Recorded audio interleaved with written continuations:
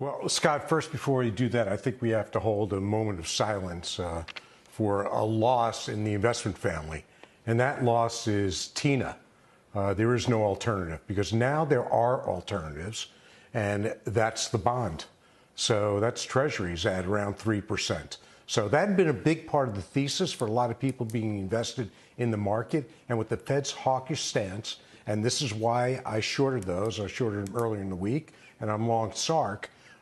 Look, the Fed is the most aggressive I recall in decades. And there's one thing that can continue to upset equity markets, and that's the Fed. So you just don't fight it, no matter which way it's going.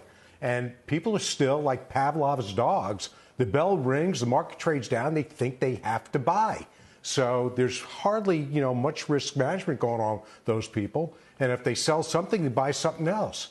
So I still think you want to be in cash. I still think the market goes lower. We've got a global tightening policy going on from the central banks that matter. And that's going to continue to weigh on averages. It's going to continue to weigh on multiples. And there'll be better times. So just ask yourself, as I've often done, would you rather protect your downside and lose less money? Or do you want to try and catch the bottom by deploying more capital? So I'd rather protect my assets. My equity exposure is just below 30% at this point. That's been pretty consistent.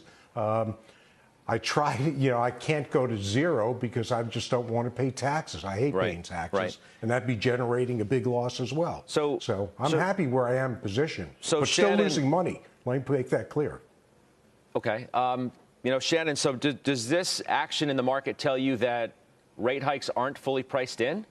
What's the message of the Fed chair yesterday was as hawkish as we expect? I don't know why people are surprised when the chair or others on the committee are hawkish. They're trying to tell you that rate hikes, and a lot of them are coming, and they want to hit risk assets. I don't know how much more clear they can make it.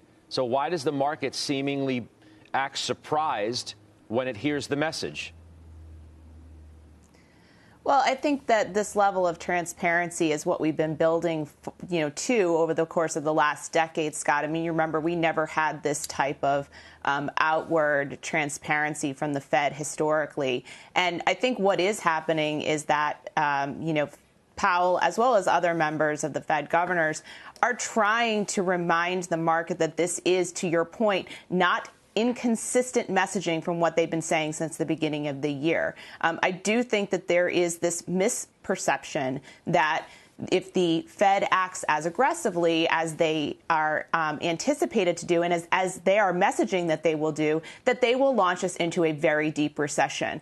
And economic data does not support that thesis. And so because the market seemingly, to your point, believes that the Fed will not be as aggressive as they have stated that they will, as aggressive as the bond market is pricing that they will be, because there will be this great recessionary impact. It's just not, it's inconsistent with the economic data. Could we see a slowdown? Could we see a recession in 2023? Absolutely. Are we going to see slowing economic data? Definitely. But that, the Fed does not believe that that is enough to create a deep recession. And the market needs to acknowledge the fact that although we are going to see slower earnings growth and slower economic growth, we are not going to be put in a position where there's a deep recession. But we do need to acknowledge that the Fed is not messing around. They're not messing around. I mean, and Nomura Degas is out with a note today suggesting as much. They look for 50 basis points in May, and then they look for 75 in June, and another 75 in July. That's a reality check if, in fact, it comes to fruition. Exactly. I agree with Shannon. We have to listen to the Fed. They're telegraphing what they're going to do. So as an investor, you want to look at your portfolio and start focusing on de-risking, taking away the risk aspect of your portfolio and look for quality names that have pricing power. And so that's what we've been doing. And I think we would advise anyone to start really looking at their portfolio to get away from those risky assets.